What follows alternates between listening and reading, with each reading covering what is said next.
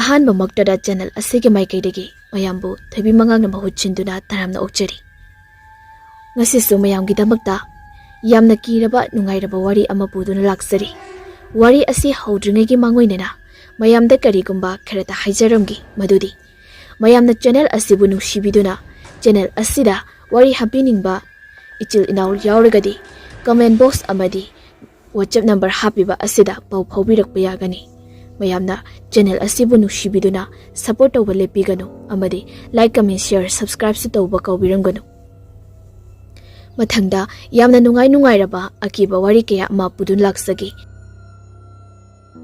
ꯑꯗꯨꯒ ꯉꯁꯤ ꯄꯨꯗꯨꯅ ꯂꯥꯛꯂꯤꯕ ꯋꯥꯔꯤ ꯑꯁꯤꯒꯤ ꯃꯃꯤꯡꯅ ꯏ ꯃꯔꯤ ꯂꯧꯅꯔꯨꯕꯒꯤ꯫ ꯋꯥꯔꯤ ꯑꯁꯤꯕꯨ ꯏꯕꯤꯔꯛꯄꯅ ꯍꯨꯏꯗ꯭ꯔꯣꯝ ꯔꯣꯁꯤꯇꯥ꯫ ꯑꯗꯨꯗꯤ ꯃꯌꯥꯝ ꯋꯥꯔꯤ ꯑꯁꯤ ꯀꯔꯤ ꯀꯝꯗꯧꯕꯒꯦ ꯍꯥꯏꯕꯗꯣ ꯃꯌꯥꯝ ꯄꯨꯟꯅ ꯑꯃꯨꯛ ꯇꯥꯃꯤꯟꯅꯔꯁꯤ꯫ ꯋꯥꯔꯤ ꯑꯁꯤ ꯇꯥꯔꯕ ꯃꯇꯨꯡꯗ ꯑꯗꯣꯝꯒꯤ ꯃꯣꯠ ꯀꯃꯦꯟ ꯕꯣꯛꯁꯇ ꯐꯣꯡꯗꯣꯛꯄꯤꯔꯝꯃꯨ꯫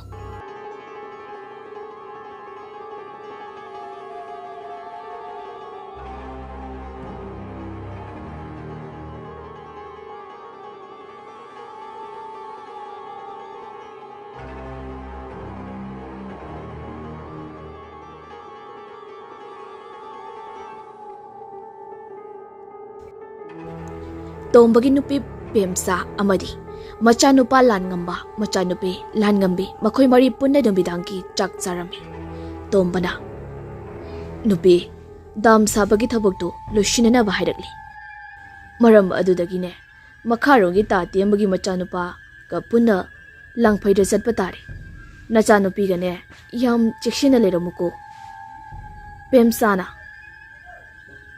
ꯃꯈꯣꯏ ꯃꯄꯥ ꯀꯌꯥꯝ ꯀꯨꯏꯅ ꯂꯩꯕꯤꯔꯛꯀꯗꯧꯔꯤꯕꯅꯣ? ꯇꯣꯝꯕꯅ ꯀꯨꯏꯔꯣꯏꯗ ꯊꯥ 1 ꯃꯈꯥꯏꯇꯅꯤ꯫ ꯃꯆꯥꯅꯨꯄꯤꯗ ꯑꯃꯨꯛ ꯑꯣꯟꯁꯤꯟꯗꯨꯅ ꯏꯆꯥꯇꯣꯝꯕꯤ ꯅꯪꯕꯨ ꯅꯃꯥꯒ ꯅꯈꯣꯏ ꯑꯅꯤꯈꯛ ꯂꯩꯕ ꯀꯤꯕ꯭ꯔꯅꯦ? ꯂꯥꯟꯉꯝꯕꯤꯅ ꯀꯤꯗꯦꯗ ꯄꯥꯕ, ꯑꯩꯒꯤ ꯐꯤ ꯐꯖꯕ ꯂꯩꯔꯛꯎꯀꯣ ꯄꯥꯕ꯫ ꯂꯥꯟꯉꯝꯕꯅ ꯄꯥꯕꯅ ꯂꯩꯗ꯭ꯔꯁꯨ ꯑꯩꯅ ꯂꯩꯅꯤꯗ ꯏꯆꯜꯒꯤꯗꯤ꯫ ꯑꯁꯨꯝꯅ ꯋꯥꯔꯤ ꯁꯥꯟꯅꯗꯨꯅ ꯅꯨꯃꯤꯠ ꯑꯗꯣ ꯍꯧꯈꯤꯗꯨꯅ ꯃꯊꯪꯒꯤ ꯅꯨꯃꯤꯠꯅꯤ꯫ ꯇꯣꯝꯕ ꯑꯃꯗꯤ ꯂꯥꯟꯉꯝꯕ ꯂꯥꯡꯐꯩ ꯆꯠꯅꯅꯕ ꯖꯇ꯭ꯔꯥ ꯇꯧꯔꯝꯃꯤ꯫ ꯃꯄꯥ ꯃꯆꯥ ꯀꯣꯔꯧꯍꯟꯕ ꯏꯄꯥꯕꯨ ꯈꯨꯔꯨꯝꯖꯗꯨꯅ ꯆꯠꯅꯅꯕ ꯁꯦꯝ ꯁꯥꯔꯝꯃꯤ꯫ ꯂꯥꯟꯉꯝꯕ ꯃꯃꯥꯗ ꯃꯈꯨꯠ ꯆꯤꯛꯍꯟꯗꯨꯅ ꯃꯅꯝ ꯅꯝꯍꯜꯂꯝꯃꯤ꯫ ꯄꯦꯝꯆꯥꯅ ꯏꯕꯨꯡꯉꯣ ꯅꯄꯥꯒ ꯅꯤꯡꯊꯤꯖꯅ ꯆꯠꯃꯤꯟꯅꯧꯀꯣ꯫ ꯍꯣꯏ ꯏꯃꯥ꯫ ꯑꯁꯤ ꯍꯥꯏꯗꯨꯅ ꯃꯆꯟꯅꯨꯄꯤꯗ ꯑꯃꯨꯛ ꯑꯣꯟꯁꯤꯟꯗꯨꯅ ꯏꯆꯟ ꯏꯃꯥꯒ ꯐꯖꯅ ꯂꯩꯔꯝꯃꯨꯀꯣ꯫ ꯏꯃꯥꯅ ꯅꯨꯡꯉꯥꯏꯇꯕ ꯊꯕꯛ ꯇꯧꯕ ꯌꯥꯗꯦꯀꯣ꯫ ꯍꯣꯏ ꯇꯥꯆꯧ, ꯇꯥꯆꯧ ꯍꯣꯏꯁꯨ ꯅꯤꯡꯊꯤꯖꯅ ꯆꯠꯂꯨꯀꯣ ꯇꯥꯆꯧ꯫ ꯇꯣꯝꯕꯅ ꯑꯃꯨꯛ ꯅꯤꯡꯊꯤꯖꯅ ꯂꯩꯔꯝꯃꯨꯀꯣ ꯅꯨꯄꯤ, ꯑꯩꯈꯣꯏꯁꯨ ꯆꯠꯂꯨꯈꯤꯒꯦ꯫ ꯑꯁꯤ ꯍꯥꯏꯗꯨꯅ ꯃꯄꯥ ꯃꯆꯥ ꯆꯠꯅꯅꯕ ꯊꯣꯛꯂꯛꯑꯝꯃꯤ꯫ ꯇꯣꯝꯕ ꯆꯠꯄꯒꯤ ꯊꯣꯛꯂꯛꯄꯗ ꯃꯈꯣꯏꯒꯤ ꯀꯣꯟꯊꯣꯡ ꯗꯨꯀꯥꯟꯒꯤ ꯍꯥꯏꯗꯨꯅ ꯇꯧꯕꯗ ꯈꯨꯗꯤꯗꯣ ꯊꯤꯖꯤꯜꯂꯝꯃꯤ꯫ ꯇꯣꯝꯕꯅ ꯃꯁꯤꯒꯤ ꯀꯣꯟꯊꯣꯡꯁꯤꯁꯨꯅꯦ ꯌꯦꯠꯈ꯭ꯔꯦꯗꯍꯦ꯫ ꯑꯁꯤ ꯍꯥꯏꯗꯨꯅ ꯍꯥꯟꯅ ꯌꯦꯡꯂꯝꯗꯅ ꯆꯠꯈꯤꯔꯝꯃꯤ꯫ ꯅꯨꯡꯊꯤꯜꯒꯤ ꯃꯇꯝꯅꯤ꯫ ꯂꯥꯟꯉꯝꯕꯤ ꯃꯍꯥꯛꯀꯤ ꯃꯇꯥ ꯆꯅꯨꯒ ꯂꯪ ꯃꯣꯏꯊꯥꯞ ꯅꯥꯏꯗꯨꯅ ꯂꯩꯔꯝꯃꯤ꯫ ꯇꯟꯖꯥ ꯑꯁꯤꯗ ꯂꯩꯀꯥꯏꯒꯤ ꯏꯅꯦ ꯃꯩꯄꯥꯛꯇꯣ ꯂꯥꯛꯂꯝꯃꯤ꯫ ꯃꯩꯄꯥꯛꯅ ꯍꯥꯏ ꯏꯕꯦꯝꯃ ꯂꯥꯟꯉꯝꯕꯤ, ꯅꯃꯥ ꯂꯩꯇꯕ꯭ꯔꯣ? ꯍꯩꯃꯥ ꯆꯅꯨ ꯅꯪꯁꯨ ꯂꯩꯔꯝꯃꯤꯗꯅ꯫ ꯂꯥꯟꯉꯝꯕꯤꯅ ꯂꯩꯌꯦ ꯏꯅꯦ ꯃꯩꯄꯥꯛ, ꯆꯪꯂꯛꯑꯣ ꯁꯤꯗ꯫ ꯇꯨ ꯁꯤ ꯐꯤꯗꯥꯁꯤꯗ ꯐꯝꯕꯤꯌꯣ꯫ ꯑꯁꯤ ꯍꯥꯏꯗꯨꯅ ꯃꯩꯄꯥꯛꯄꯨ ꯐꯤꯗꯥ ꯑꯗꯨꯗ ꯐꯝꯍꯜꯂꯝꯃꯤ꯫ ꯏꯅꯦ ꯏꯃꯥ ꯀꯧꯊꯣꯔꯛꯀꯦ꯫ ꯑꯁꯤ ꯍꯥꯏꯗꯨꯅ ꯏꯃꯨꯡꯗ ꯆꯪꯗꯨꯅ ꯃꯃꯥꯕꯨ ꯀꯧꯊꯣꯛꯂꯝꯃꯤ꯫ ꯄꯦꯝꯆꯥ ꯊꯣꯛꯂꯛꯇꯨꯅ ꯍꯩꯃꯥ ꯏꯆꯦ ꯃꯩꯄꯥꯛ ꯂꯥꯛꯂꯝꯃꯤꯔꯣ? ꯀꯔꯤ ꯂꯩꯔꯒꯦ ꯂꯥꯛꯊꯣꯛꯇꯅ ꯂꯥꯛꯂꯤꯁꯤꯕꯣ? ꯃꯩꯄꯥꯛꯅ ꯁꯨꯝ ꯀꯣꯏꯊꯣꯔꯛꯄꯅꯤꯗ, ꯍꯣꯔꯦꯟꯗꯤ ꯊꯪꯅꯕꯒꯤ ꯈꯨꯜꯗ ꯂꯤꯂꯥ ꯂꯩ ꯍꯥꯏꯌꯦ, ꯑꯩꯈꯣꯏ ꯃꯌꯥꯝ ꯄꯨꯟꯅ ꯌꯦꯡꯕ ꯆꯠꯂꯨꯁꯤꯗꯅ꯫ ꯄꯦꯝꯆꯥꯅ ꯏꯆꯦ ꯑꯩꯗꯤ ꯆꯠꯅꯤꯡꯗꯦꯗ, ꯌꯨꯝꯁꯨ ꯃꯤꯔꯣꯟꯒ ꯀꯅꯥꯝ ꯂꯩꯇꯕꯅꯤꯅ ꯆꯠꯂꯔꯣꯏꯒꯦ꯫ ꯑꯁ ꯏꯃꯥ ꯆꯠꯂꯨꯁꯤꯕ, ꯑꯩ ꯌꯥꯝ ꯆꯠꯅꯤꯡꯉꯤ꯫ ꯏꯕꯦꯝꯃ ꯅꯪ ꯆꯠꯅꯤꯡꯂꯒꯗꯤ ꯅꯅꯦꯈꯣꯏꯒ ꯑꯗꯨꯝ ꯆꯠꯃꯤꯟꯅꯔꯣ꯫ ꯂꯥꯟꯉꯝꯕꯤꯅ ꯑꯃꯨꯛ ꯍꯣꯏ ꯏꯃꯥ ꯆꯠꯂꯨꯒꯦ꯫ ꯑꯁꯤ ꯍꯥꯏꯗꯨꯅ ꯆꯅꯨꯗ ꯑꯣꯟꯁꯤꯟꯗꯨꯅ ꯏꯇꯥ ꯍꯣꯔꯦꯟ ꯆꯠꯂꯨꯁꯤꯀꯣ꯫ ꯆꯅꯨꯅ ꯍꯣꯏ ꯆꯠꯂꯨꯁꯤ, ꯑꯩꯁꯨ ꯂꯤꯂꯥ ꯌꯦꯡꯅꯤꯡꯉꯤ꯫ ꯃꯩꯄꯥꯛꯅ ꯍꯣ ꯑꯩꯁꯨꯅꯦ ꯑꯃꯨꯛ ꯆꯠꯂꯒꯦꯀꯣ ꯑꯗꯨꯗꯤ꯫ ꯅꯈꯣꯏ ꯍꯣꯔꯦꯟ ꯉꯟꯅ ꯂꯣꯏꯁꯤꯟꯗꯨꯅ ꯂꯩꯔꯝꯃꯨ, ꯅꯆꯦ ꯊꯔꯤ ꯊꯥꯈꯣꯏꯁꯨ ꯆꯠꯅꯤ ꯍꯥꯏꯕꯅꯤ꯫ ꯑꯁꯤ ꯍꯥꯏꯗꯨꯅ ꯃꯩꯄꯥꯛꯁꯨ ꯆꯠꯈꯤꯔꯝꯃꯤ꯫ ꯅꯨꯃꯤꯗꯥꯡꯒꯤ ꯃꯇꯝꯅꯤ꯫ ꯂꯥꯟ ꯉꯝꯕꯤ ꯆꯥꯛ ꯉꯟꯅ ꯆꯥꯗꯨꯅ ꯂꯤꯂꯥ ꯌꯦꯡꯕ ꯆꯠꯅꯗꯕ ꯁꯦꯝ ꯁꯥꯔꯝꯃꯤ ꯃꯩꯄꯥꯛꯅ ꯀꯧꯔꯛꯇꯨꯅ ꯂꯥꯟ ꯉꯝꯕꯤ ꯃꯈꯣꯏ ꯃꯤ 3 ꯂꯩꯀꯥꯏ ꯃꯆꯦ ꯑꯃꯅꯤ ꯁꯤꯡꯒ ꯄꯨꯟꯅ ꯂꯤꯂꯥ ꯌꯦꯡꯕ ꯊꯪꯅꯕ ꯈꯨꯜꯗ ꯆꯠꯂꯝꯃꯤ ꯊꯪꯅꯕ ꯈꯨꯜ ꯆꯠꯐꯝ ꯂꯝꯕꯤ ꯑꯁꯤ ꯆꯩꯔꯥꯎ ꯆꯤꯡ ꯀꯥꯐꯝ ꯆꯤꯡꯒ ꯌꯥꯝ ꯅꯛꯅ ꯂꯩꯔꯝꯂꯤ ꯂꯥꯟ ꯉꯝꯕꯤ ꯃꯈꯣꯏ 3 ꯄꯨꯟꯅ ꯂꯤꯂꯥ ꯌꯦꯡꯉꯨꯔꯒ ꯂꯝꯕꯤꯗ ꯋꯥꯔꯤ ꯁꯥꯗꯨꯅ ꯍꯜꯂꯛꯂꯝꯃꯤ ꯁꯨꯝ ꯂꯥꯛꯄꯅ ꯆꯩꯔꯥꯎ ꯆꯤꯡ ꯀꯥꯐꯝꯒꯤ ꯃꯄꯥ ꯌꯧꯔꯛꯄ ꯑꯗꯨꯋꯥꯏꯗꯅꯤ ꯑꯉꯧꯕ ꯁꯦꯠꯄꯤ ꯃꯁꯝꯅ ꯂꯩꯃꯥ ꯌꯧꯅ ꯁꯥꯡꯕꯤ ꯅꯨꯄꯤ ꯑꯃ ꯆꯤꯡ ꯑꯗꯨꯗ ꯇꯞꯅ ꯀꯥꯗꯨꯅ ꯂꯝꯒꯥꯟꯕꯤꯕꯨ ꯂꯥꯎ ꯍꯥꯏꯕꯒꯨꯝꯅ ꯈꯨꯠ ꯈꯠꯇꯨꯅ ꯀꯧꯔꯛꯂꯝꯃꯤ ꯂꯥꯟ ꯉꯝꯕꯤ ꯑꯉꯧꯕ ꯁꯦꯠꯄꯤ ꯅꯨꯄꯤ ꯑꯗꯨꯕꯨ ꯎꯔꯝꯃꯤ ꯂꯝꯕꯤ ꯆꯠꯅ ꯆꯠꯅ ꯑꯉꯧꯕ ꯑꯗꯨꯗꯁꯨ ꯃꯨꯟꯅ ꯌꯦꯡꯗꯨꯅ ꯂꯩꯔꯝꯃꯤ ꯆꯠꯃꯤꯟꯅꯔꯤꯕ ꯃꯈꯣꯏ ꯑꯇꯩꯁꯤꯡ ꯑꯗꯨꯗꯤ ꯑꯉꯧꯕ ꯁꯦꯠꯄꯤ ꯅꯨꯄꯤ ꯑꯗꯨꯕꯨ ꯎꯔꯝꯗꯦ ꯂꯥꯟ ꯉꯝꯕꯤ ꯃꯆꯦ ꯊꯔꯤꯛꯀ ꯊꯪꯅꯅ ꯁꯨꯝ ꯂꯝꯕꯤꯗ ꯆꯠꯂꯝꯕꯗꯒꯤ ꯑꯉꯧꯕꯤ ꯁꯦꯠꯄꯤ ꯅꯨꯄꯤ ꯑꯗꯨꯒꯤ ꯃꯅꯥꯛ ꯇꯝꯅ ꯁꯤꯡ ꯑꯗꯨꯗ ꯆꯦꯈꯠꯈꯤꯔꯝꯃꯤ ꯊꯔꯤꯛ ꯊꯥꯅ ꯏꯅꯦ ꯂꯥꯡꯉꯟꯕꯤꯁꯤꯡꯗ ꯆꯤꯡꯈꯠꯈ꯭ꯔꯦ ꯑꯁꯤ ꯍꯥꯏꯗꯨꯅ ꯃꯈꯣꯏ 5 ꯑꯗꯨ ꯂꯥꯟ ꯉꯝꯕꯤꯕꯨ ꯀꯧꯗꯨꯅ ꯇꯥꯟꯅꯔꯝꯃꯤ ꯃꯈꯣꯏ 5 ꯆꯤꯡ ꯑꯗꯨꯗ ꯀꯥꯈꯠꯂꯝꯃꯤ ꯂꯥꯟ ꯉꯝꯕꯤ ꯃꯐꯝ ꯈꯪꯗꯅ ꯃꯥꯡꯈꯤꯔꯝꯃꯤ ꯃꯈꯣꯏ 5ꯅ ꯆꯤꯡ ꯑꯗꯨꯒꯤ ꯃꯅꯥꯛꯇ ꯂꯥꯟ ꯉꯝꯕꯤꯕꯨ ꯀꯣꯏꯊꯤ ꯊꯤꯔꯝꯃꯤ ꯆꯅꯨꯅ ꯀꯣꯌꯦꯡ ꯌꯦꯡꯗꯨꯅ ꯂꯩ ꯂꯥꯟ ꯉꯝꯕꯤꯕꯨ ꯊꯤꯔꯤ ꯑꯗꯨꯕꯨ ꯍꯧꯖꯤꯛꯇꯤ ꯎꯔꯤ ꯎ ꯑꯃꯒꯤ ꯃꯈꯣꯡꯗ ꯂꯥꯟ ꯉꯝꯕꯤ ꯀꯞꯇꯨꯅ ꯐꯝꯂꯤꯕꯗꯣ ꯆꯅꯨꯅ ꯏꯅꯦ ꯁꯤꯗ ꯂꯥꯡꯉꯟꯕꯤ ꯂꯩꯔꯤ ꯑꯁꯤ ꯍꯥꯏꯗꯨꯅ ꯃꯅꯥꯛꯇ ꯆꯪꯁꯤꯜꯂꯝꯃꯤ ꯆꯅꯨꯅ ꯂꯥꯟ ꯉꯝꯕꯤ ꯁꯤꯗ ꯀꯩꯗꯧꯔꯤꯅꯣ ꯂꯥꯛꯑꯣ ꯌꯨꯝꯗ ꯆꯠꯂꯁꯤ ꯑꯁꯤ ꯍꯥꯏꯗꯨꯅ ꯃꯈꯨꯠꯇꯣ ꯄꯥꯏꯒꯦ ꯍꯥꯏꯅ ꯍꯦꯛ ꯇꯧꯕꯒ ꯂꯥꯟ ꯉꯝꯕꯤ ꯃꯃꯤꯠꯇꯨ ꯈꯥꯅ ꯌꯦꯡꯗꯨꯅ ꯆꯅꯨꯕꯨ ꯏꯟꯊꯣꯛꯂꯝꯗꯨꯅ ꯆꯦꯟꯈ꯭ꯔꯤ ꯆꯅꯨ ꯂꯩꯃꯥꯏꯗ ꯈꯪꯇꯨ ꯇꯨꯔꯝꯃꯤ ꯃꯩꯄꯥꯛꯅ ꯆꯅꯨꯕꯨ ꯍꯧꯒꯠꯄꯤꯗꯨꯅ ꯃꯈꯣꯏ 5 ꯂꯥꯟ ꯉꯝꯕꯤꯕꯨ ꯑꯃꯨꯛ ꯊꯤꯔꯝꯃꯤ ꯁꯣꯝꯗꯅ ꯄꯦꯝꯆꯥ ꯃꯆꯥꯅꯨꯄꯤꯕꯨ ꯃꯥꯡꯒꯣꯟꯗ ꯐꯝꯗꯨꯅ ꯍꯜꯂꯛꯄ ꯉꯥꯏꯔꯝꯃꯤ ꯂꯥꯟ ꯉꯝꯕꯤ ꯑꯉꯧꯕ ꯑꯗꯨꯒꯤ ꯃꯇꯨꯡ ꯏꯟꯅꯔꯝꯃꯤ ꯑꯉꯧꯕ ꯑꯗꯨꯅ ꯂꯥꯟ ꯉꯝꯕꯤꯕꯨ ꯂꯥꯎ ꯂꯥꯎ ꯍꯥꯏꯗꯨꯅ ꯇꯤꯡꯈꯪ ꯇꯨꯝꯕꯧꯅ ꯊꯜꯂꯕ ꯃꯔꯛꯇ ꯄꯨꯁꯤꯟꯗꯨꯅ ꯖꯒꯣꯏ ꯁꯥꯗꯨꯅ ꯂꯩꯔꯝꯃꯤ ꯇꯤꯡꯈꯪ ꯃꯔꯛ ꯑꯗꯨꯗ ꯃꯈꯣꯏ 5 ꯂꯥꯟ ꯉꯝꯕꯤꯕꯨ ꯊꯤꯕ ꯐꯪꯂꯝꯗ꯭ꯔꯗꯨꯅ ꯊꯔꯤꯛꯅ ꯏꯅꯦ ꯑꯩ ꯌꯥꯝ ꯀꯤꯔꯦ ꯌꯨꯝꯗ ꯍꯜꯂꯁꯤ ꯑꯍꯜ ꯂꯃꯟ ꯇꯥꯟꯅꯗꯨꯅ ꯑꯃꯥꯏꯕ ꯑꯃ ꯄꯨꯗꯨꯅ ꯂꯥꯛꯂꯁꯤ ꯑꯩ ꯌꯥꯝ ꯀꯤꯔꯦ ꯏꯅꯦ ꯑꯁꯤ ꯍꯥꯏꯗꯨꯅ ꯀꯠꯂꯝꯃꯤ ꯆꯅꯨꯅꯁꯨ ꯏꯅꯦ ꯏꯆꯦ ꯊꯔꯤꯛꯅ ꯍꯥꯏꯔꯁꯤ ꯑꯁꯤꯅ ꯐꯔꯅꯤ ꯑꯩꯈꯣꯏ ꯌꯨꯝꯗ ꯍꯜꯂꯁꯤ ꯑꯁꯤ ꯍꯥꯏꯗꯨꯅ ꯃꯈꯣꯏ 5 ꯌꯨꯝꯗ ꯍꯟꯈꯤꯔꯝꯃꯤ ꯁꯣꯝꯗꯅ ꯆꯤꯡ ꯑꯗꯨꯒꯤ ꯃꯈꯣꯡꯒꯤ ꯃꯅꯥꯛꯇ ꯂꯥꯏꯐꯝ ꯌꯥꯝꯅ ꯀꯟꯕ ꯄꯨꯈ꯭ꯔꯤ ꯑꯃ ꯂꯩꯔꯝꯃꯤ ꯑꯉꯧꯕ ꯑꯗꯨꯅꯁꯨ ꯂꯥꯟ ꯉꯝꯕꯤꯕꯨ ꯄꯨꯈ꯭ꯔꯤ ꯑꯗꯨꯒꯤ ꯃꯅꯥꯛꯇꯝꯅ ꯄꯨꯔꯛꯇꯨꯅ ꯂꯥꯟ ꯉꯝꯕꯤ ꯄꯨꯈ꯭ꯔꯤ ꯑꯗꯨꯗ ꯀꯨꯝꯊꯔꯝꯃꯤ ꯄꯨꯈ꯭ꯔꯤ ꯑꯗꯨꯗꯒꯤ ꯃꯁꯥꯃꯅ ꯏꯐꯥ ꯐꯥꯔꯕ ꯑꯀꯤꯕ ꯁꯛꯇꯝꯅ ꯊꯜꯂꯕ ꯅꯨꯄꯤ 4 ꯐꯥꯎꯒꯠꯂꯛꯇꯨꯅ ꯂꯥꯟ ꯉꯝꯕꯤꯕꯨ ꯏꯀꯣꯏ ꯀꯣꯏꯁꯤꯟꯗꯨꯅ ꯖꯒꯣꯏ ꯁꯥꯔꯝꯃꯤ ꯏꯁꯤꯡ ꯑꯗꯨꯗ ꯑꯀꯤꯕ ꯁꯛꯇꯝꯅ ꯊꯜꯂꯕꯤ ꯅꯨꯄꯤ 4 ꯑꯗꯨꯅ ꯂꯥꯟ ꯉꯝꯕꯤꯗ ꯏꯇꯥ ꯑꯩꯈꯣꯏꯒꯤ ꯃꯔꯛꯇ ꯂꯩꯕꯁꯤ ꯅꯨꯡꯉꯥꯏꯕ꯭ꯔꯥ ꯂꯥꯟ ꯉꯝꯕꯤ ꯃꯍꯥꯛꯇꯤ ꯋꯥꯈꯜ ꯇꯥꯗꯅ ꯇꯔꯪ ꯃꯔꯪ ꯑꯃꯗ ꯅꯨꯡꯉꯥꯏꯌꯦ ꯏꯇꯥ ꯑꯉꯧꯕꯤ ꯁꯦꯠꯄꯤ ꯅꯨꯄꯤ ꯑꯃꯅ ꯏꯇꯥ ꯅꯨꯡꯇꯤꯒꯤ ꯃꯐꯝ ꯑꯁꯤꯗ ꯂꯥꯛꯑꯣ ꯑꯩꯈꯣꯏꯗꯤ ꯇꯥꯡꯂꯧ ꯊꯦꯡꯂꯕ ꯑꯍꯤꯡꯒꯤ ꯃꯇꯝꯗ ꯅꯨꯡꯇꯤ ꯅꯨꯃꯤꯠ ꯈꯨꯗꯤꯡ ꯄꯨꯈ꯭ꯔꯤ ꯑꯁꯤꯗ ꯖꯒꯣꯏ ꯁꯥꯗꯨꯅ ꯑꯩꯈꯣꯏꯒꯤ ꯁꯥꯟꯅꯐꯝ ꯑꯣꯏꯌꯦ ꯃꯐꯝ ꯑꯁꯤ ꯅꯨꯄꯤ 4 ꯑꯗꯨꯅ ꯂꯥꯟ ꯉꯝꯕꯤꯕꯨ ꯃꯉꯛꯁꯝ ꯄꯥꯏꯗꯨꯅ ꯏꯁꯤꯡꯗ ꯑꯃꯨꯛ ꯂꯨꯞ ꯖꯒꯣꯏ ꯑꯃꯨꯛ ꯁꯥ ꯇꯧꯗꯨꯅ ꯁꯥꯟꯅꯔꯝꯃꯤ ꯁꯣꯝꯗꯅ ꯊꯔꯤꯛ ꯆꯅꯨ ꯃꯈꯣꯏ 3 ꯄꯦꯝꯆꯥꯒꯤ ꯃꯅꯥꯛꯇ ꯆꯠꯇꯨꯅ ꯋꯥꯐꯝ ꯄꯨꯝꯅꯃꯛ ꯇꯧꯂꯝꯃꯤ ꯈꯨꯜꯒꯤ ꯑꯍꯜ ꯂꯃꯟ ꯇꯥꯟꯅꯗꯨꯅ ꯊꯪꯅꯕ ꯈꯨꯜꯒꯤ ꯑꯃꯥꯏꯕ ꯏꯕꯣꯕꯤꯕꯨ ꯀꯧꯔꯝꯃꯤ ꯈꯨꯜꯒꯤ ꯃꯤꯌꯥꯝ ꯑꯃꯗꯤ ꯑꯃꯥꯏꯕ ꯏꯕꯣꯕꯤꯒ ꯂꯣꯏꯅꯅ ꯆꯩꯔꯥꯎ ꯆꯤꯡ ꯀꯥꯐꯝꯒꯤ ꯆꯤꯡ ꯌꯧꯔꯛꯂꯝꯃꯤ ꯑꯃꯥꯏꯕꯤ ꯏꯕꯣꯕꯤꯅ ꯃꯈꯣꯏ ꯅꯍꯥ ꯈꯔꯅ ꯑꯋꯥꯡ ꯑꯁꯣꯝꯗ ꯆꯠꯂꯣ ꯑꯩꯈꯣꯏ ꯈꯔꯅ ꯃꯈꯥꯔꯣꯝꯗ ꯆꯠꯂꯒꯦ ꯍꯥꯏꯗꯨꯅ ꯂꯥꯟ ꯉꯝꯕꯤꯕꯨ ꯄꯨꯡ ꯃꯣꯏꯕꯨꯡ ꯇꯧꯗꯨꯅ ꯊꯤꯔꯛꯂꯝꯃꯤ ꯄꯦꯝꯆꯥꯅ ꯏꯃꯥꯒꯤ ꯏꯕꯦꯝꯃ ꯅꯍꯥꯛꯄꯨ ꯀꯗꯥꯏꯗ ꯂꯩꯕꯒꯦ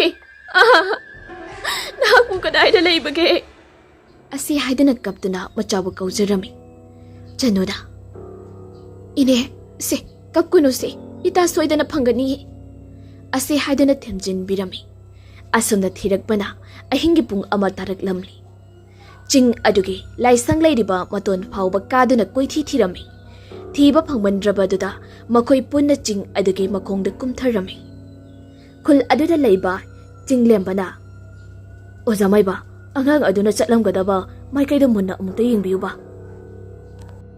Wafam ado munna tanaraduna amayba ibobi wakal munna khaladuna haizaba laison tinson kaya sonduna lan ngambina chatlamgadaba maikaydo yenglakami. Ure hauzikti amayba ibobina ichasa mamang pangna asomda chatsi asi haiduna pukri leiriba mafam aduda laklami. Mayamdo pukri manak yaurakladuna ure hauzikti pukri aduda lan ngambi masamana ipa pharaduna jagoi saduna leiramlibadu.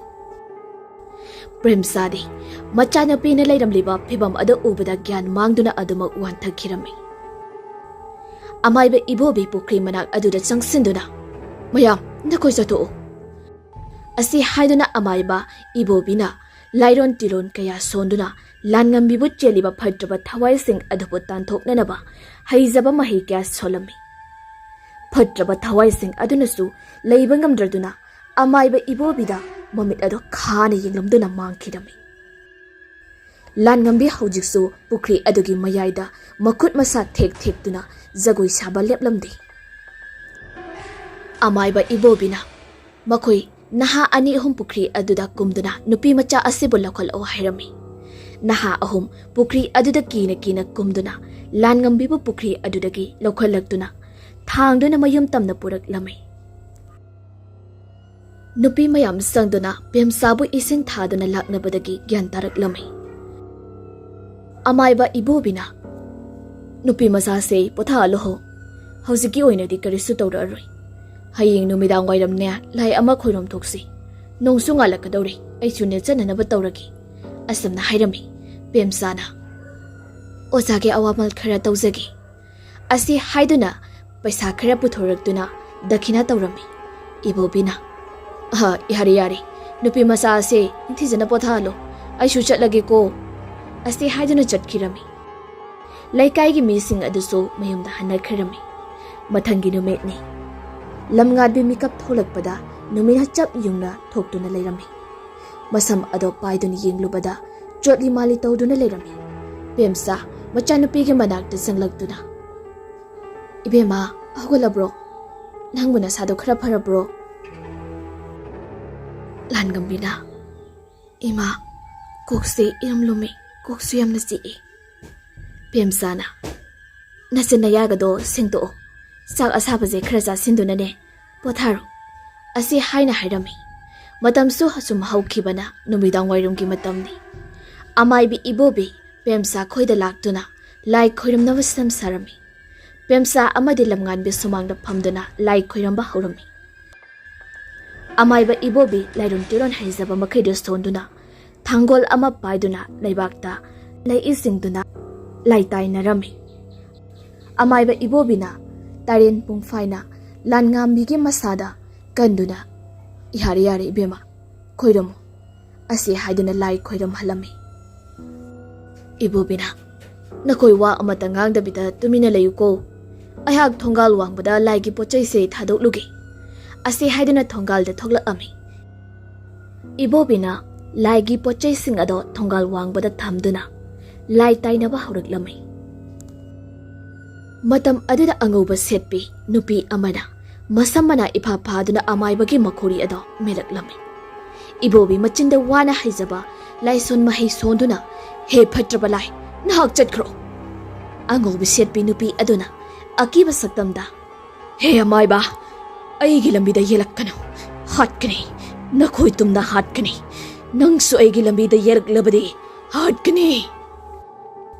Amayba aduna aigi thawaidadi kanbiyo asi haiduna kaplami. Matam aduna nupi ado mangkhirami.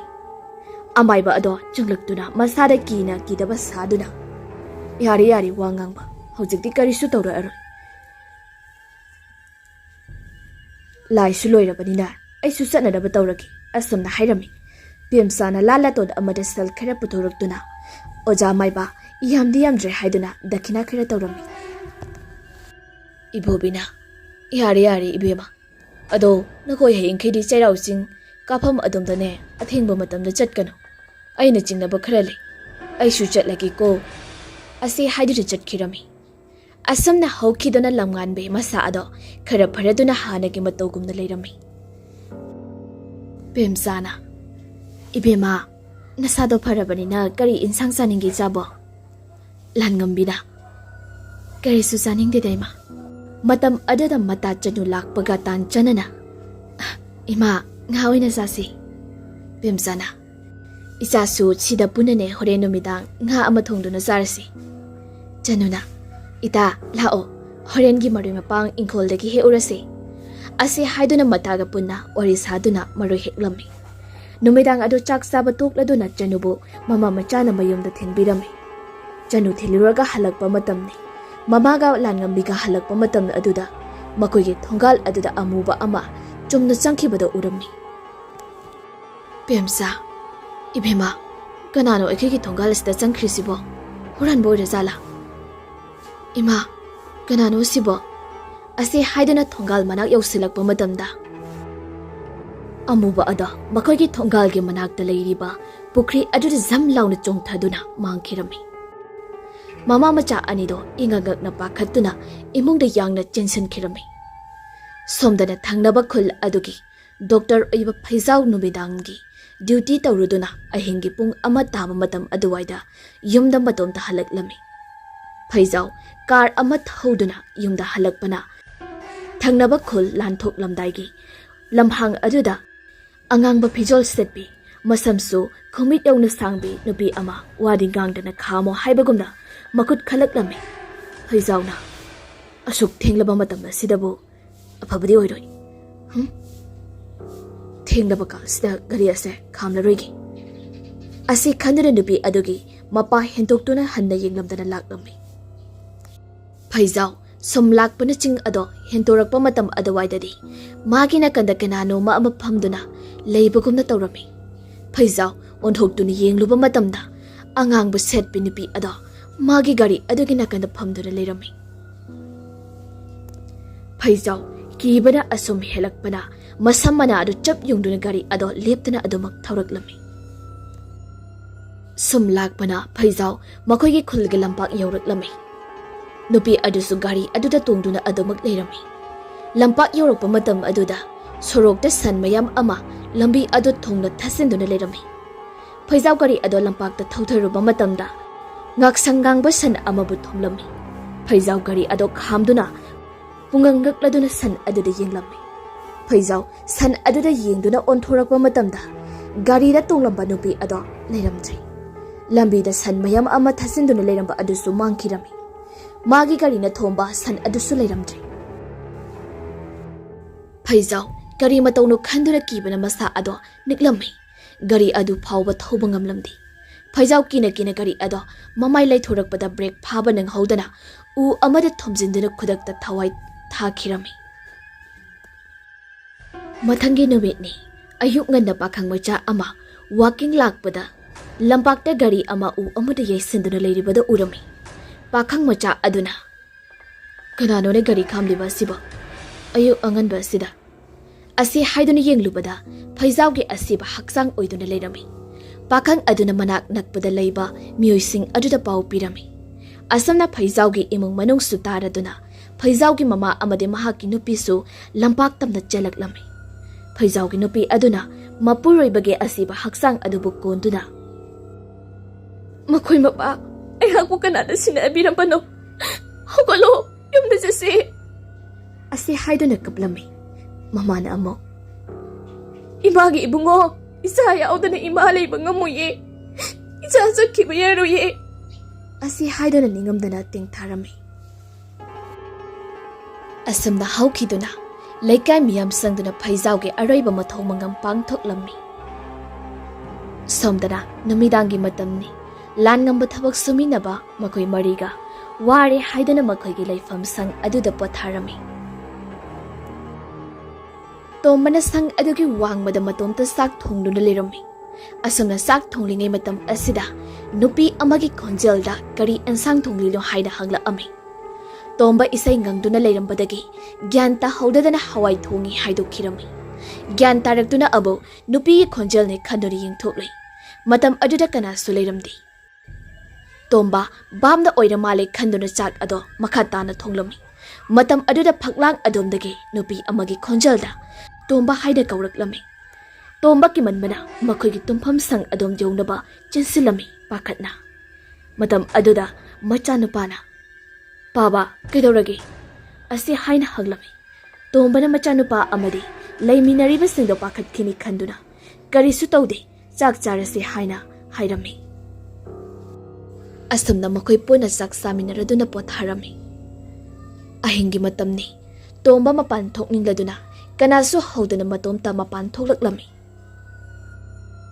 Tomba mapan thoklingai matam aduda tunglomdagi khut amana lengzumda pairaklami. Tombana kanano haiduna onthokluba matamda kanasu leiramni. Tomba kanano ne khanduna chatlagi haina tawbaga dam adomdagi nupi amana kappagi khonjal taraklami. Tombana kanano ahingsida kapliba siba asi haiduna manakta yengluge haiduna nupi adugi manaktamna sangsinduna. Ibema nangbu kanano asi haiduna hanglami nupi adu kaptuna sumsat khirami.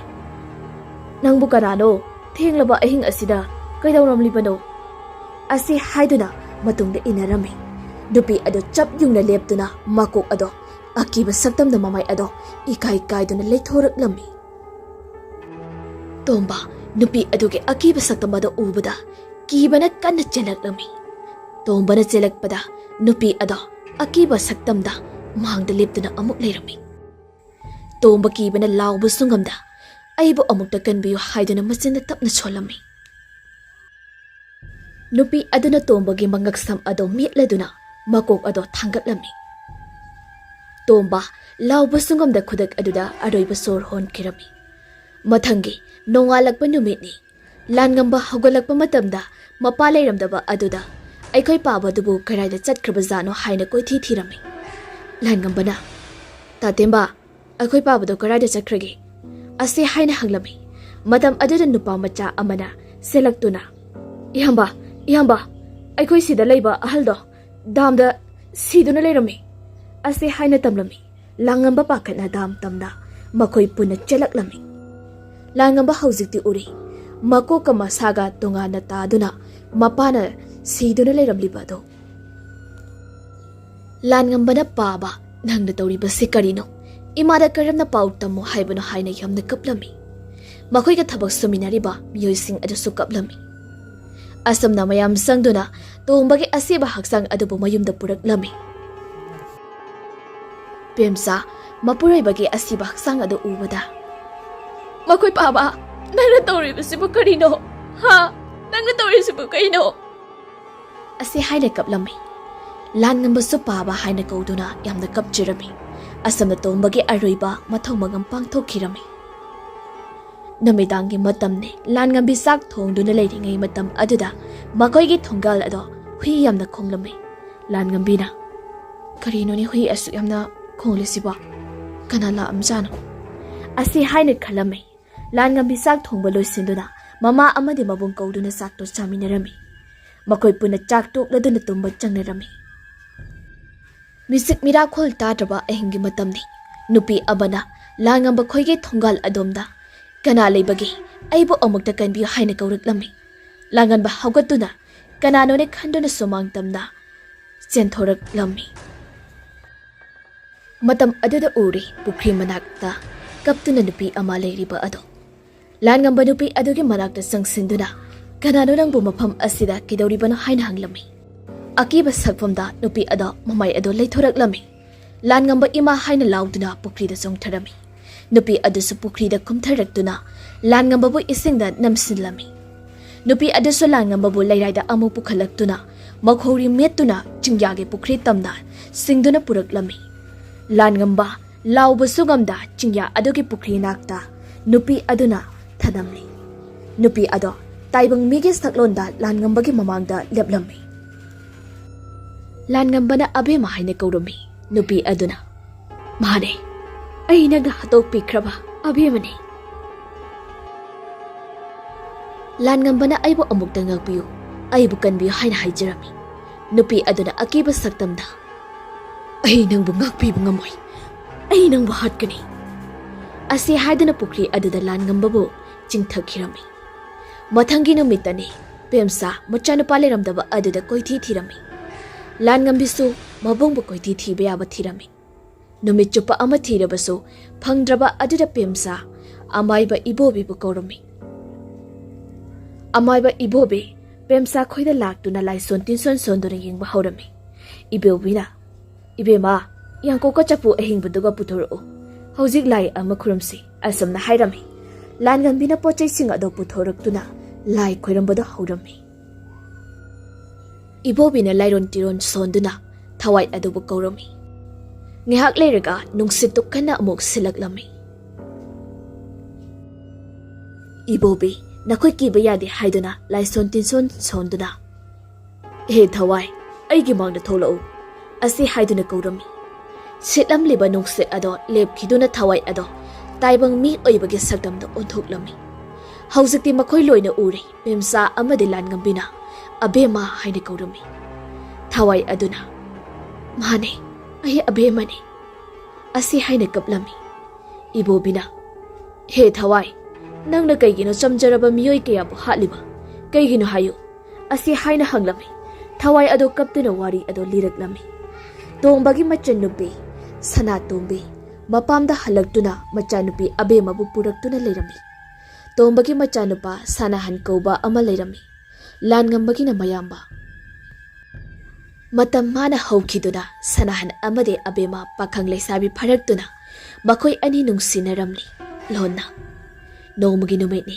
ꯑꯕꯦꯝꯃꯅ ꯏꯕꯨꯡ ꯁꯅꯥꯍꯟ ꯏꯕꯥꯅꯤꯒꯤ ꯃꯔꯤꯁꯦ ꯑꯩ ꯌꯥꯝꯅ ꯄꯥꯈꯠꯂꯤ ꯏꯕꯥꯅꯤꯁꯦ ꯏꯆꯤꯜ ꯏꯅꯥꯎꯅꯤ ꯏꯕꯥꯅꯤ ꯃꯔꯤ ꯑꯁꯦ ꯂꯥꯞꯊꯣꯛꯅꯔꯁꯤ ꯍꯥꯏꯅ ꯍꯥꯏꯔꯝꯃꯤ ꯁꯅꯥꯍꯟꯅ ꯑꯩ ꯃꯗꯨ ꯉꯝꯂꯣ ꯅꯪꯒ ꯍꯦꯛ ꯀꯥꯏꯅꯕꯗꯅꯦ ꯑꯩ ꯁꯤꯒꯗꯕꯅꯤ ꯑꯁꯨꯝꯅ ꯍꯥꯏꯔꯝꯃꯤ ꯑꯕꯦꯝꯃ ꯂꯥꯞꯊꯣꯛꯄꯁꯨ ꯉꯝꯂꯝꯗꯦ ꯃꯇꯝ ꯑꯁꯨꯝꯅ ꯍꯧꯈꯤꯗꯨꯅ ꯁꯅꯥꯍꯟ ꯑꯃꯗꯤ ꯑꯕꯦꯝꯃ ꯂꯣꯟꯅ ꯃꯔꯤ ꯊꯝꯗꯨꯅ ꯑꯕꯦꯝꯃ ꯃꯤꯔꯣꯜꯂꯝꯃꯤ ꯑꯕꯦꯝꯃꯒꯤ ꯃꯑꯣꯡ ꯃꯇꯧ ꯃꯃꯥꯅ ꯆꯤꯡꯅꯔꯗꯨꯅ ꯁꯅꯥꯇꯣꯝꯕꯤꯅ ꯏꯕꯦꯝꯃ ꯅꯪꯁꯦ ꯂꯩꯁꯥꯕꯤꯅꯤ ꯅꯨꯄꯥꯗꯣ ꯀꯅꯥꯅꯣ ꯍꯥꯏꯌꯨ ꯑꯁꯨꯝꯅ ꯍꯪꯂꯝꯃꯤ ꯑꯕꯦꯝꯃ ꯀꯞꯇꯨꯅ ꯋꯥꯐꯝ ꯄꯨꯝꯅꯃꯛ ꯇꯝꯂꯝꯃꯤ ꯁꯅꯥꯇꯣꯝꯕꯤꯅꯤ ꯅꯕꯥꯅꯤꯁꯦ ꯅꯆꯤꯟ ꯅꯅꯥꯎꯅꯤ ꯍꯥꯏꯕꯁꯦ ꯀꯥꯎꯔꯕꯣ ꯅꯪꯅ ꯇꯧꯔꯤꯕꯁꯤꯕꯨ ꯀꯩꯅꯣ ꯑꯁꯤ ꯍꯥꯏꯅ ꯑꯕꯦꯝꯃꯕꯨ ꯐꯨꯔꯝꯃꯤ ꯑꯁꯨꯝꯅ ꯏꯃꯨꯡꯒꯤ ꯃꯤ ꯂꯣꯏꯅ ꯈꯪꯅꯔꯛꯇꯨꯅ ꯄꯦꯝꯆꯥ ꯁꯥꯎꯅꯤꯡꯂꯕꯁꯨ ꯇꯥꯟꯊꯣꯛꯄꯗꯤ ꯉꯝꯂꯝꯗꯦ ꯂꯥꯟꯉꯝꯕꯅ ꯏꯃꯥ ꯑꯩꯈꯣꯏ ꯏꯃꯨꯡꯗ ꯇꯧꯔꯤꯁꯤꯕꯨ ꯀꯩꯅꯣ ꯑꯩ ꯌꯨꯝꯁꯤꯗ ꯂꯩꯅꯤꯡꯗ꯭ꯔꯦ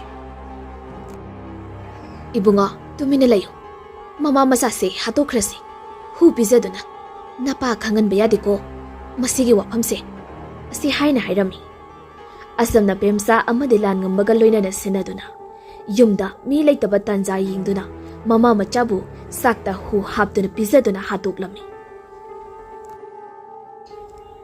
ꯑꯁꯨꯝꯅ ꯃꯤꯌꯥꯝ ꯈꯪꯅꯔꯛꯇ꯭ꯔꯤꯉꯩ ꯄꯦꯝꯆꯥꯒ ꯃꯆꯥꯅꯨꯄꯥꯒꯅ ꯈꯔꯨꯡ ꯆꯐꯨ ꯑꯃꯗ ꯑꯁꯤꯕ ꯍꯛꯆꯥꯡ ꯑꯗꯨꯕꯨ ꯍꯥꯞꯇꯨꯅ ꯆꯤꯡꯌꯥꯒꯤ ꯄꯨꯈ꯭ꯔꯤꯗ ꯊꯥꯊꯔꯝꯃꯤ ꯁꯅꯥꯍꯟꯁꯨ ꯑꯕꯦꯝꯃꯅ ꯃꯐꯝ ꯈꯪꯗꯅ ꯃꯥꯡꯈꯤꯕꯗꯒꯤ ꯊꯧꯔꯤ ꯌꯥꯟꯗꯨꯅ ꯃꯇꯣꯝꯇ ꯁꯤꯖꯈꯤꯔꯝꯃꯤ ꯑꯁꯨꯝꯅ ꯑꯕꯦꯝꯃꯒꯤ ꯊꯋꯥꯏꯅ ꯀꯞꯇꯨꯅ ꯋꯥꯔꯤ ꯂꯤꯔꯝꯃꯤ ꯏꯕꯣꯕꯤꯅ ꯂꯥꯟꯉꯝꯕꯤꯗ ꯀꯔꯥꯏꯗ ꯂꯩ ꯍꯥꯏꯅ ꯍꯪꯂꯝꯃꯤ ꯊꯋꯥꯏ ꯑꯗꯨꯅ ꯑꯩꯅ ꯏꯕꯨꯡ ꯂꯪꯉꯥꯟꯕꯕꯨ ꯍꯥꯠꯇꯣꯛꯈ꯭ꯔꯦ ꯄꯦꯝꯆꯥ ꯑꯕꯦꯝꯃ ꯅꯅꯦ ꯌꯥꯝꯅ ꯂꯥꯜꯂꯦ ꯑꯩꯕꯨ ꯑꯃꯨꯛꯇ ꯉꯥꯛꯄꯤꯌꯨ ꯍꯥꯏꯅ ꯌꯥꯝꯅ ꯀꯞꯂꯝꯃꯤ ꯂꯥꯟꯉꯝꯕꯤꯅ ꯑꯕꯦꯝꯃ ꯏꯃꯥꯒꯤ ꯊꯋꯥꯏꯗꯗꯤ ꯀꯟꯕꯤꯌꯨ ꯅꯪ ꯏꯃꯥꯒꯤ ꯊꯋꯥꯏꯗꯗꯤ ꯑꯝꯇ ꯀꯟꯕꯤꯌꯨ ꯑꯁꯤ ꯍꯥꯏꯗꯨꯅ ꯀꯞꯂꯝꯃꯤ ꯑꯕꯦꯝꯃꯅ ꯏꯅꯦꯕꯨ ꯑꯩꯅ ꯉꯥꯛꯄꯤꯌꯨ ꯍꯥꯏꯔꯕꯗꯤ ꯆꯤꯡꯌꯥ ꯑꯗꯨꯗ ꯂꯩꯔꯤꯕ ꯄꯨꯈ꯭ꯔꯤ ꯑꯗꯨꯒꯤ ꯑꯁꯤꯕ ꯑꯩꯈꯣꯏ ꯑꯍꯨꯝꯒꯤ ꯍꯛꯆꯥꯡꯕꯨ ꯂꯧꯈꯠꯇꯨꯅ ꯄꯣꯠꯂꯣꯏꯕꯤꯌꯨ ꯑꯩꯁꯨ ꯂꯩꯔꯩꯕꯥꯛꯇ ꯇꯤꯟꯖꯈꯤꯒꯦ ꯍꯥꯏꯅ ꯀꯞꯂꯝꯃꯤ ꯄꯦꯝꯆꯥ ꯑꯃꯗꯤ ꯂꯥꯟꯉꯝꯕꯤꯁꯨ ꯀꯞꯇꯨꯅ ꯃꯆꯦꯅ ꯄꯥꯝꯕ ꯄꯨꯝꯅꯃꯛꯇꯣ ꯄꯥꯡꯊꯣꯛꯀꯦ ꯍꯥꯏꯅ ꯀꯞꯂꯝꯃꯤ ꯑꯕꯦꯝꯃꯗꯣ ꯅꯤꯡꯉꯝꯗꯕ ꯁꯛꯐꯝꯗ ꯃꯃꯤ ꯁꯥꯃꯤ ꯃꯥꯡꯈꯤꯔꯝꯃꯤ ꯑꯃꯥꯏꯕ ꯏꯕꯣꯕꯤꯅ ꯏꯕꯦꯝꯃ ꯍꯧꯖꯤꯛꯇꯤ ꯂꯩꯀꯥꯏ ꯃꯤꯁꯤꯡꯒ ꯂꯣꯏꯅꯅꯅꯦ ꯄꯨꯈ꯭ꯔꯤ ꯑꯗꯨꯗ ꯆꯠꯇꯨꯅ ꯄꯣꯠꯂꯣꯏꯅꯕ ꯇꯧꯔꯨꯔꯁꯤ ꯑꯁꯨꯝꯅ ꯍꯥꯏꯔꯝꯃꯤ ꯑꯁꯨꯝꯅ ꯂꯩꯀꯥꯏ ꯃꯤꯌꯥꯝꯁꯤꯡ ꯂꯥꯛꯇꯨꯅ ꯄꯨꯈ꯭ꯔꯤ ꯑꯗꯨꯗ ꯆꯠꯇꯨꯅ ꯏꯁꯤꯡ ꯆꯤꯡꯊꯣꯛꯇꯨꯅ ꯃꯆꯥꯅꯨꯄꯥꯒꯤ ꯑꯁꯤꯕ ꯍꯛꯆꯥꯡ ꯑꯃꯗꯤ ꯈꯔꯨꯡ ꯆꯐꯨ ꯑꯗꯨ ꯂꯧꯈꯠꯇꯨꯅ ꯃꯤꯌꯥꯝ ꯆꯪꯗꯨꯅ ꯄꯣꯠꯂꯣꯏꯔꯝꯃꯤ ꯑꯁꯨꯝꯅ ꯑꯔꯣꯏꯕ ꯃꯊꯧ ꯃꯉꯝ ꯄꯥꯡꯊꯣꯛꯇꯨꯅ ꯃꯆꯥ ꯂꯥꯡꯉꯝꯕ ꯑꯕꯦꯝꯃ ꯑꯃꯗꯤ ꯁꯅꯥꯇꯣꯝꯕꯤꯒꯤ ꯊꯋꯥꯏꯕꯨ ꯂꯥꯏꯔꯩꯕꯥꯛꯇ ꯇꯤꯟꯈꯤꯔꯝꯃꯤ ꯋꯥꯔꯤ ꯑꯁꯤ ꯃꯇꯥꯡ ꯑꯁꯤꯗ ꯂꯣꯏꯖꯔꯤ ꯋꯥꯔꯤ ꯑꯁꯤ ꯄꯥꯊꯣꯛꯆꯕ ꯃꯇꯝꯗ ꯁꯣꯏꯈꯤ ꯂꯥꯟꯈꯤꯕ ꯌꯥꯎꯔꯕꯁꯨ ꯃꯌꯥꯝꯅ ꯉꯥꯛꯄꯤꯔꯝꯃꯨ ꯍꯥꯏꯖꯔꯤ